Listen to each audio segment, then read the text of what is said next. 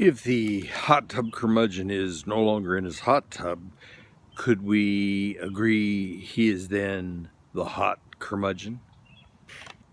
Here I sit on the banks of lovely Star Lake.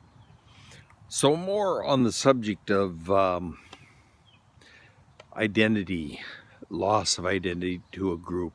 So to some people, see, it's very attractive to become part of a symphony or a choral group, but it's also very attractive to become part of a culture. So there are people within the Orthodox community or any of the other really tight cultures that they get the sense of longevity, that this culture has existed time out of mind for them.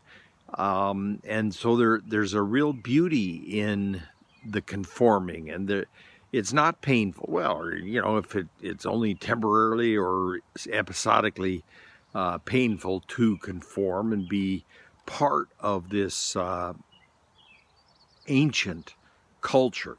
So that's very attractive. Now, you need to go read a book called Stages of Faith. And a guy named Fowler went around and asked people how they believed what they believe. And it turns out that whether you're Methodist, Mormon, or Muslim, how you believe a thing is similar depending on the developmental stage that you are in. Now, people go through developmental stages in their cognitive development. The child psychologist Piaget looked at that.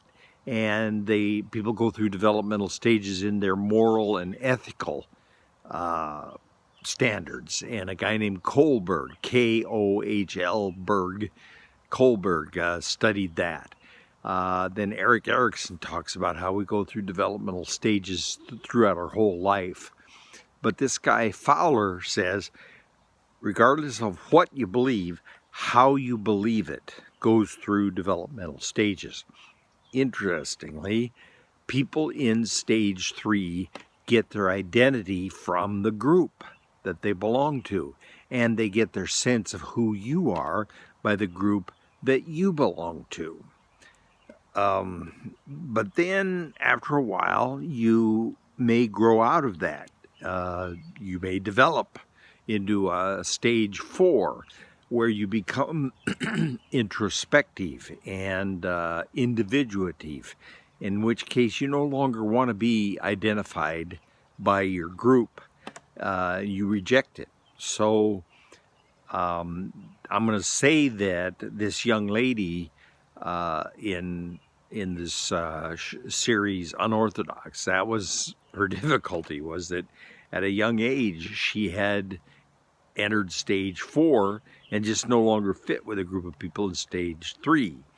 Well, then there's stage 5, where once again you do desire to be part of a community, but you don't get your identity from the community.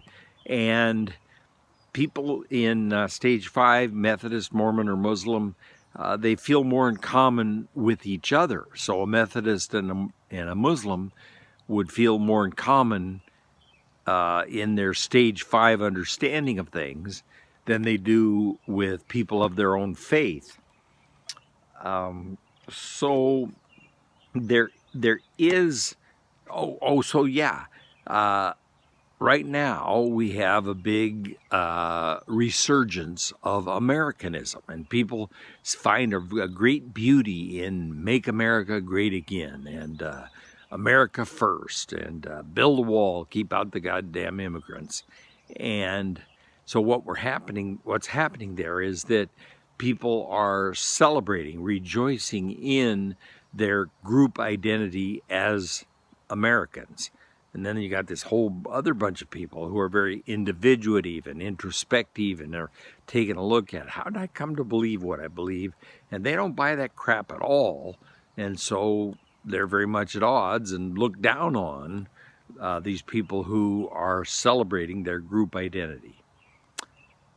So there you have it. More on the subject of the anti-culture.